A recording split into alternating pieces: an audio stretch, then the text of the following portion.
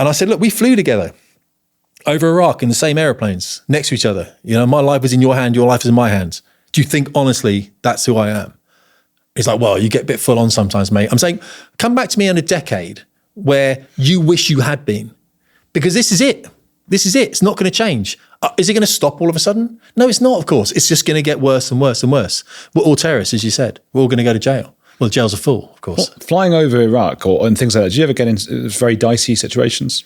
I was on the Iranian border. Once the closest I ever had was a couple of Iranian F-14s launched against me. I was quite lucky in that respect.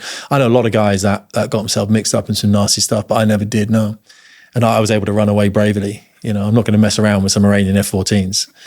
And they're rapid. They've got the missiles on them that were firing long range as well. So, you know, you do what you got to do and then you leave. But the whole thing was, you know, great experience. Don't get me wrong. I think the whole thing was a mess from the start. But yeah, I was quite fortunate that I never had any issues.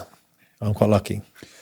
I've got another question for you, but first, where can people find your channel or anything like that? It's Fast Jet Performance. It's obviously it's on YouTube. I started off talking about aviation content, and then just realised, you know, what's happening to the country right now. And this is going back a couple of years, and just I only made 1 or 2 videos. It's like just threaders with it all. And also, I'll be honest with you right now. Okay, it's just me and you just chatting, right? I've kind of got to the point now at 50. I'm like, why are we still doing this? You know, it's almost like I just need a break from the world. Do you not feel this sometimes when you're hammering it?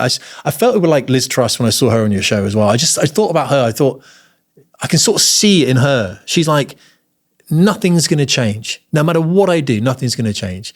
And I've tried to do my best. She tried to do something quite innovative with quasi-car technician. It didn't work. Bond markets rebelled because they'd done something like before and they hadn't told her. Do you not feel that they're trying to grind people down? And I just feel that a little bit. Like I just put out these videos on my channel and just trying to help people understand it a little bit. I don't even mind the pushback I get now. I find it quite entertaining and I'm happy to chat to people.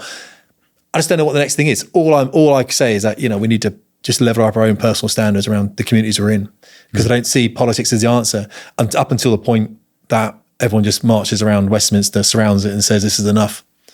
Because that's what else is going to happen. Well, I mean, yeah. Well, look, that's better than the alternative, which is everybody just lying down and taking it. And I'd like to think that your channel and maybe mine and several others like that at least prepare the average person who's walking around sort of leafy Tunbridge Wells for what is happening around us without turning into, you know, racists and bigots and those kinds of things, and just going, okay, let's be aware and let's change the conversation a bit. So hopefully that's what your channel's doing. Yeah, hopefully it's building awareness. Yeah, I mean, don't get me wrong. You know, we all have a rant, don't we? But I think I look further ahead than most people as well. I mean, when you read history and stuff, you see what's happening, what's changing. And arguably, the replacement, people call it replacement, people call it invasion. I think there's a lot of that. I think if you look at, I mean, remember the 6.5 million Muslim figure was done in 2021. I know.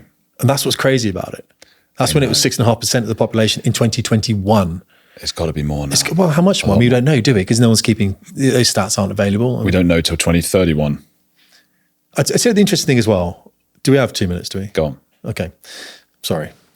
Just in the British Army, when we talk about providing security for the country, so in the British military, there are 650 Muslims out of a population that we know of, that's 6.5%, which is 4 million that we know from 2021.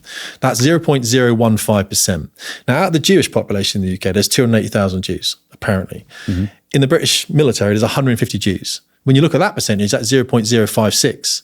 So there's 3.7 times more Jews per capita represented in the British military than Muslims. So Jews care more about protecting this nation than Muslims do. So who are we more worried about? Because I'd be more worried about the people that don't want to protect the nation. That's what I'm talking about. That's the kind of conversation we need to have. I think that's why the military is trying to push people into it. Because at the moment, we're flooding the country with Muslims. I haven't got an issue with Muslims, I've got an issue with Islam. But Islam is flooding the country with people who are not willing to defend the borders. They're not willing to defend the country. What happens to a country then? Undefendable. I just proved it by statistics. They're not my statistics. These statistics come out of the Office of National Statistics, the ONS. These are factually correct. 3.7 times. Jewish people are more.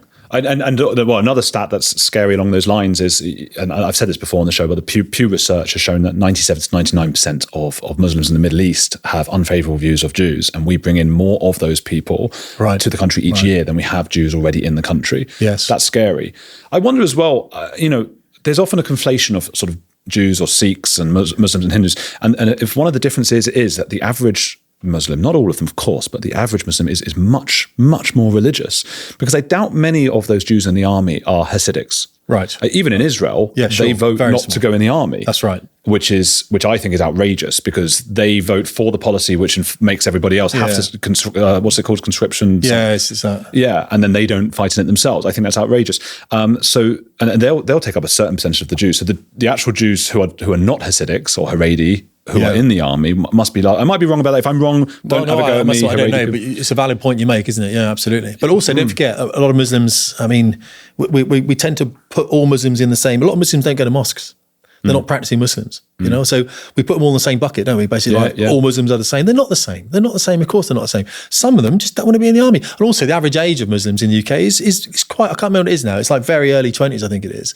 It's not the same as other demographics. I think our average age is a white man in the UK is in the mid 40s or something. I think it is something like that. So we've got a very aging population, which means we need a younger demographic, and we will understand that. This is why it needed to be done slower, more maturely, by talking about British values and encouraging people to adhere to them. And we haven't done it.